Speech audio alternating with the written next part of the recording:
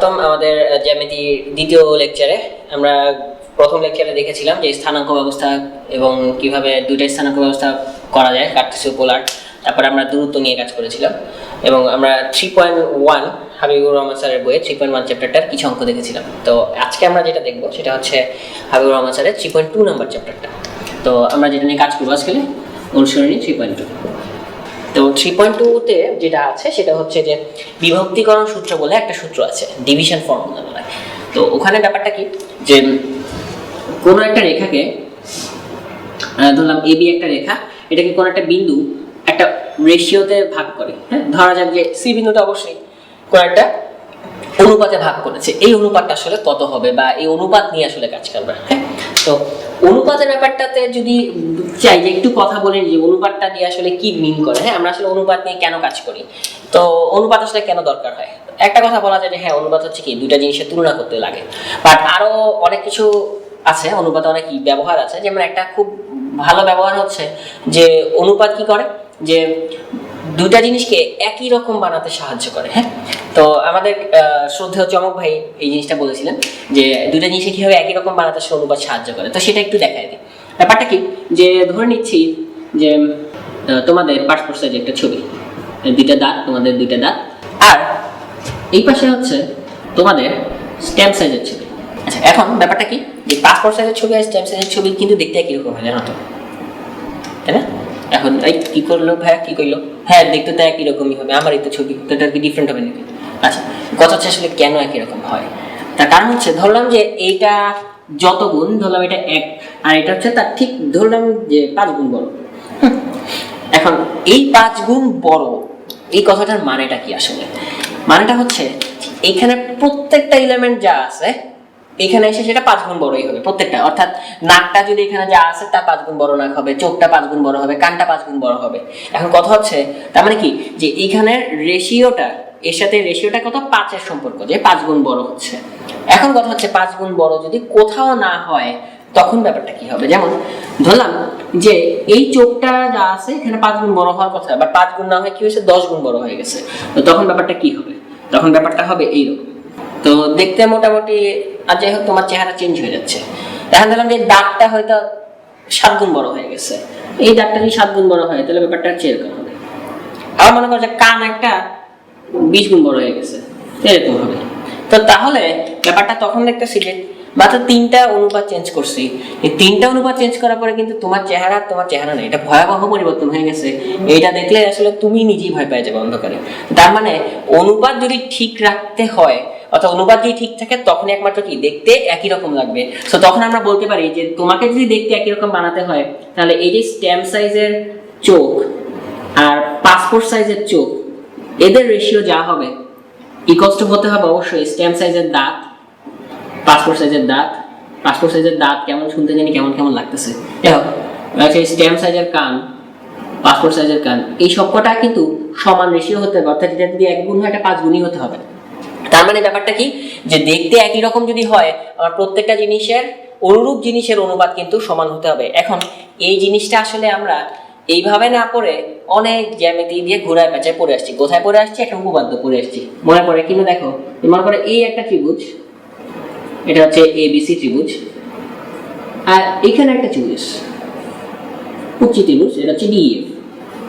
এরা দেখতে একই রকম, তার মানে কি আমরা জ্যামিতির ভাষায় বলি সদৃশ, তাই না? মনে আছে সদৃশ সদৃশ বলে অনেক হাবিজাবি জিনিস ছিল। তাহলে দেখতে যদি একই রকম হয়, অর্থাৎ দুইটা ত্রিভুজ যদি সদৃশ হয়, তাহলে আমরা একটা পড়ে আসছি কি অনুরূপ বাহুগুলো অনুপাত কি হয়, সমান হয়। তার কারণ কি?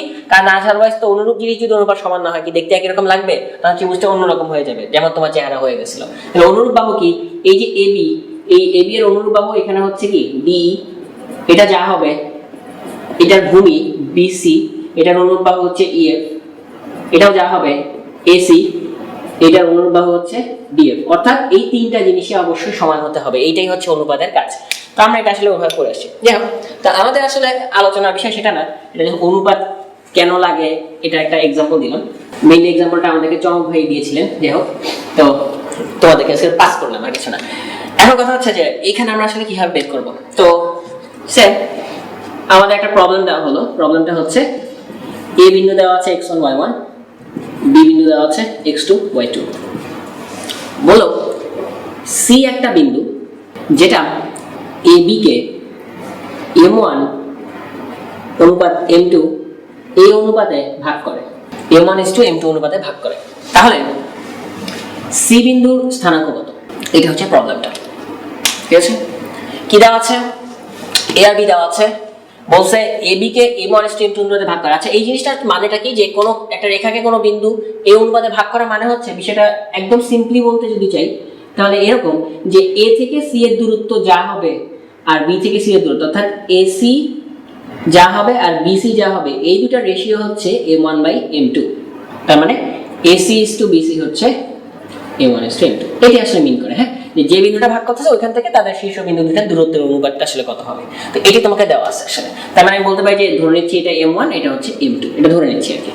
এখন আমার তাহলে সি বিন্দু বের করতে হবে, স্থানাঙ্ক বের করতে হবে। কিভাবে বের করবো? তাহলে আমি চিন্তা করি যে এটা হচ্ছে আমার কার্টেসীয় স্থানাঙ্ক ব্যবস্থা, এটা হচ্ছে x অক্ষ, এটা হচ্ছে y অক্ষ। এখন কিভাবে বের করা যায়? তা আমি আগের মতোই আবারও সেই লম্ব পদ্ধতি অ্যাপ্লাই করি। এখানে একটা লম্ব টানলাম, দিলাম am, এখান থেকে টানলাম bn, এখান থেকে একটা টানলাম দিলাম p, এটা হচ্ছে মূল বিন্দু। আর এইখান থেকে একটা লম্ব, সেটা হচ্ছে ধরলাম যে s, এখান থেকে একটা, সেটা হচ্ছে t। অনেকগুলো লম্ব টেনে ফেললাম। আচ্ছা, এখন খেয়াল করো, এই লম্ব টানার ফলে অনেক কিছু তৈরি হয়েছে। তাদের মধ্যে দুইটা ত্রিভুজ তৈরি হয়েছে। কি কি? একটা হচ্ছে ত্রিভুজ BCT, আর একটা হচ্ছে ত্রিভুজ ACS। এই ত্রিভুজটা আর হচ্ছে এই বড় ত্রিভুজটা, এবং এই দুইটা ত্রিভুজ কি সদৃশ না? খেয়াল করো, সদৃশ কি হয় বলে, তিনটা কোণ সমান হয়ে তো সদৃশ হয়। খেয়াল করো, এই একটা কোণ হচ্ছে অলরেডি সমান 90 ডিগ্রি, তারপরে কি এইটা আর এইটা সমান্তরাল, এবং এই জিনিসটা ছিল, তাহলে এই কোণের এই কোণ কি অনুরূপ কোণ। আর দুইটা কোণ যদি সমান হয়, 3 নম্বর কোণটা অবশ্যই সমান হবে, এটা জানার কথা। ওটার আমরা এই দুটো সমান্তরাল দিয়েও দেখাইতে পারি। যে তাহলে এই দুটো ত্রিভুজ কি সদৃশ। তাহলে সদৃশ মানে কি? ওই যে একটাকে দেখলাম যে সদৃশ হলে ত্রিভুজের বাহু দুটোর অনুপাত কি হয়? সমান হয়। তার মানে ব্যাপারটা কি হবে? যে আমি যদি অনুরূপ বাহু লিখতে চাই, একটা অনুরূপ বাহু হচ্ছে BT, এই BT এর মতো কি আছে এখানে CS, তাহলে BT/CS ইকুয়ালস টু, এখানে হচ্ছে ধরলাম যে লম্বটা নিচ্ছি CT বাই এখানে লম্ব হচ্ছে S ইকুয়ালস টু, এটার অতিভুজ হচ্ছে BC, এই অতিভুজটা, এটার অতিভুজ হচ্ছে AC। এটা অবশ্যই সমান হবে। এখন এই যে এখানে একটা লিখছি, যেখানে AC/BC কত? m1/m2, তাহলে BC/AC কি হবে? উল্টাটা হবে, অর্থাৎ m2/m1 হবে। তার মানে কি এই সবকটারই অনুপাত m2/m1। আচ্ছা, এখন তোমার কাজ হচ্ছে কি আসলে এখান থেকে c এর মানটা বের করা। এখন ধরে নিচ্ছি যে c হচ্ছে আমার xy, এই জিনিসটা আসলে বের করতে হবে, xy সমান কত। ঠিক আছে, তো তাহলে এখন কিভাবে বের করা যায়? তাহলে আমাদের এই জিনিসগুলোর মান জানা থাকতে হবে। তো আমরা এবার একটু দেখি যে কিভাবে আসলে এটার মানগুলো বের করা যায়। খেয়াল করি যে আমরা একটা অনুপাত নিয়ে কাজ করি। এখানে প্রথমে নিয়ে কাজ করতেছি, ধরো BT/CS ইকুয়ালস টু কত? m2/m1। আচ্ছা, এবার BT মানে কি? BT মানে হচ্ছে, খেয়াল করো যে আমার এই ডিসটেন্সটা, এবং যেহেতু এটা একটা আয়তক্ষেত্র, তাহলে BT আর NP কি সমান। আচ্ছা, এখন ওই যে আমরা দূরত্বের সূত্র যেভাবে প্রমাণ করছিলাম ওভাবে কিন্তু MP এর মানটা বের করা যায়। তার আগে আমরা এখানে একটা দূরত্ব বের করে ফেলি। এই O থেকে M, এই ডিসটেন্সটা কত? এই ডিসটেন্সটা হচ্ছে x1, কারণ এই বিন্দুটা হচ্ছে x1। O থেকে P, এই ডিসটেন্সটা হচ্ছে x, কারণ C বিন্দুটা আমি ভুজ ধরে নিয়েছি x। আর O থেকে N, এই ডিসটেন্সটা হচ্ছে x2, কারণ কি B বিন্দুটার ভুজ হচ্ছে x2। তাহলে আমার দরকার কোনটা বলো তো? NP। এই NPটা কি? তাহলে এতটুকু হচ্ছে x আর এই পাশেটা হচ্ছে x2, তাহলে NP কত হবে? NP হবে হচ্ছে x - x2। বুঝা যাচ্ছে নিশ্চয়ই যে পুরোটা x আর এখানে হচ্ছে x2, তাহলে NP হচ্ছে x - x2। আর NP যদি x - x2 হয়, BT টাও কি x - x2। সো আমি কিন্তু BT এর মান পেয়ে গেছি, সেটা হচ্ছে x - x2, লিখে ফেললাম। একইভাবে যদি CS বের করতে চাই, তাহলে তার জন্য কাকে লাগবে? PM লাগবে।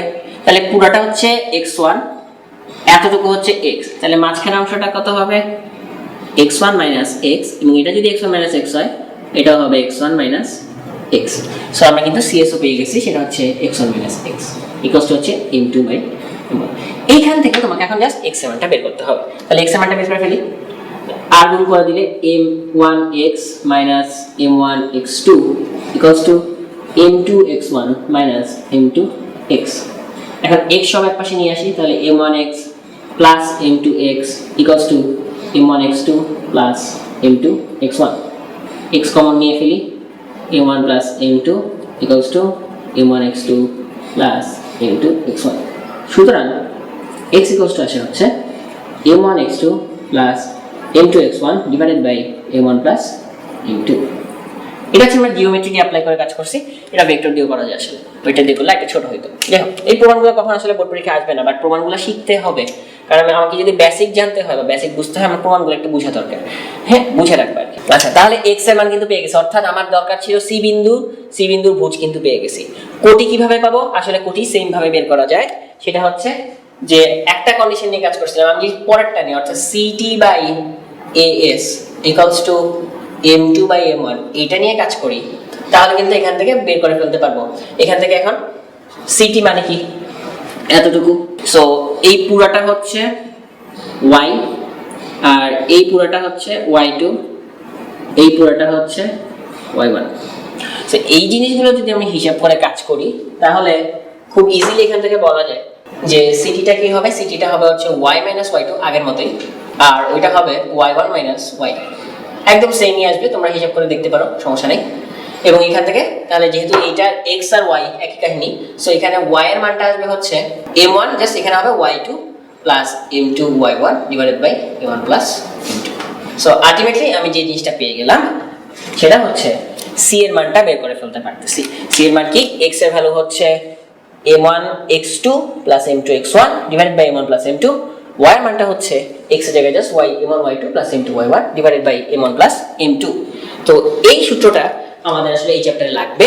খেয়াল করো যে একটা রেখা ছিল AB রেখা, এই বিন্দুটা হচ্ছে x1 y1, এই বিন্দুটা হচ্ছে x2 y2, এবং C একটা বিন্দু এটা xy m1 অনুপাত m2 তে ভাগ করেছে। কিভাবে ভাগ করেছে বলতো? এটাকে আমরা ভাগ বলতে পারি অন্তর্বিভক্ত করেছে। তাহলে অন্তর্বিভক্ত যদি করে PC এর মান কত হবে? এটা হবে হচ্ছে, খেয়াল করো মনে রাখাটা খুবই সহজ, যে অনুপাত দুইটা যদি অন্তর্বিভক্ত করে অনুপাত দুটো যোগ করে লিখবো, নিচে লিখবো m1 প্লাস m2, উপরে m1 একটু গ্যাপ দিয়ে প্লাস m2, হ্যাঁ একটু গ্যাপ দিবা, এখানেও তাই, কোটির ক্ষেত্রে m1 প্লাস m2, উপরে হচ্ছে m1 একটু গ্যাপ দিয়ে m2। এবারে এদের সাথে কি হবে? বাংলা একটা প্রবাদ আছে না, উদর পিণ্ডি ভূদরগারে, এরকম একটা প্রবাদ আছে, অর্থাৎ যে যেখানে থাকার কথা না সে সেখানে চলে আসছে। ব্যাপারটা কি, m1 এর সাথে কার মিল আছে? x1, এটা 1 এটা 1, কিন্তু m1 এর সাথে কিন্তু x1 বসে না। কে বসে? এই যে এই উদর এই যে এখানে এসে বসবে, তাহলে m1 এর সাথে হবে অপোজিটটা x2, তাহলে m2 এর সাথে কে বসবে? x1। আর কোটি যখন, কোটিতে কি x থাকে? কোটিতে x থাকে না, থাকে কে? y। তাহলে এখানেও উদর পিণ্ডি ভূদরগারের সূত্র অনুযায়ী m1 y2 m2 নরমাল জিনিস, ঠিক আছে। আর যদি বহির্বিভক্ত করে, অর্থাৎ এই ধরলাম যে A, এটা হচ্ছে B, C বিন্দুটা এখানে, অর্থাৎ বাইরে কোনো একটা পয়েন্ট, তখন আমার m1 ধরলাম এতটুকু হচ্ছে m1 অনুপাত আর এতটুকু হচ্ছে m2 অনুপাত, এরকম বিষয়টা। হ্যাঁ, সবসময় মাথায় রাখবা যে দূরত্ব যখন বলবে বা অনুপাত যখন বলবে, যে বিন্দুটা ভাগ করছে, এটা C না দিয়ে আমরা নতুন নাম নিই BB, যে বিন্দুটা ভাগ করছে সেই বিন্দু থেকে বাকি দুইটা বিন্দুর দূরত্বের রেশিওটা নিয়ে কাজ করতে হবে। হ্যাঁ, আমার A আর B এর মধ্যবর্তী দূরত্ব কত, এটা আমার দিয়ে কোনো লাভ নাই। আচ্ছা, তার মানে এখন তখন বলতে পারবো যে m1 m2 অনুপাতে যদি বহির্বিভক্ত করে, এবং আগের মতোই ধরো এটা হচ্ছে x1 y1, এটা হচ্ছে x2 y2, D বিন্দুটা হচ্ছে x প্রাইম y প্রাইম, তাহলে D বিন্দু কি হবে? এটা একইভাবে জ্যামিতি দিয়ে প্রমাণ করা যায়, তাহলে এটা দেখাচ্ছি না। ওখানে কি ছিল মনে আছে? যে m1 একটু, এখানে হচ্ছে m1 প্লাস m2 ছিল, এই জায়গায় হবে m1 মাইনাস m2, এই হচ্ছে পার্থক্যটা, আর কিছু না। m1 মাইনাস m2, উপরে হবে m1 একটু গ্যাপ দিয়ে মাইনাস m2, সিমিলারলি এটাও তাই, m1 মাইনাস m2, উপরে হবে m1 একটু গ্যাপ দিয়ে মাইনাস m2। এখন তার সাথে ওই যে আবার উদরপিণ্ডি ভূদরগারের সূত্র, তার মানে কি m1 এর সাথে হবে x2, m2 এর সাথে x1, এখানে হবে y2, এখানে হবে y1, শেষ। এই হচ্ছে কথা। তাহলে দুইটা সূত্র আমরা দেখলাম, একটা হচ্ছে যখন অন্তর্বিভক্ত করবে তখন প্লাস দিয়ে, আর একটা হচ্ছে যখন বহির্বিভক্ত করবে তখন মাইনাস দিয়ে। এবং সবসময় মাথায় রাখবা যে এখানে m1 এর সাথে কিন্তু x2 হবে, অর্থাৎ m1 যেই সাইডে তার বিপরীত সাইডেরটা সবসময় বসবে। এখানে কখনোই ভুল করবা না m1 x1 বা m2 x2, কখনো এটা করবা না, এটা একটু খুব মাথায় রাখবা, কারণ এই ভুলটা অনেকেই করে আসলে। আচ্ছা, আর যদি হয় এবার অন্তর্বিভক্তের ক্ষেত্রে আরেকটা আমাদের সূত্র আছে, সেটা হচ্ছে যদি মধ্যবিন্দু বের করতে বলে বা মধ্যবিন্দু যদি হয় তখন কি হবে। যেমন যে এই ধরলাম A আর B, এটা হচ্ছে x1 y1, এটা হচ্ছে x2 y2। এখন আমাকে বলছে ঠিক মাঝখানের পয়েন্টটা বের করো, অর্থাৎ মধ্যবিন্দুটা বের করো। এটা যদি এক্স ওয়াই হয় এটা কত হবে? আর কোনো অনুপাত দেয় নাই। তা মধ্যবিন্দু যখন বলবে আসলে তখন কোনো অনুপাত দিবে না, কারণ কি মধ্যবিন্দু মানে কি এই পাশে যা এই পাশেও তা আসে। অর্থাৎ এইটা যদি m1 হইতো এইটাও কি এখন m1ই হবে, কারণ দুই পাশে সমান। তার মানে এখন মধ্যবিন্দুর ক্ষেত্রে আমরা নরমালি সূত্রটা কি জানি, এক্স ওয়াই কি হবে, ওই যে এই সূত্রটা যদি ইউজ করি যে অনুপাতের সূত্র, অন্তর্বিভক্ত যেহেতু করছে তার মানে কি m1 প্লাস m1, এখানে হবে m1 প্লাস m1, আর উপরে হবে m1 একটু গ্যাপ দিয়ে প্লাস m1, এখানে হবে m1 একটু গ্যাপ দিয়ে প্লাস m1, কারণ এখন দুইটাই সমান। তাহলে এখন m1 এর সাথে কি হবে x2, এটার সাথে হবে x1, এখানে y2 এটার সাথে হবে y1। এখন খেয়াল করো যে আমি একটা কাজ করতে পারি যে উপর থেকে m1 কমন নিয়ে নিতে পারি, তাই না, কারণ যেহেতু সমান।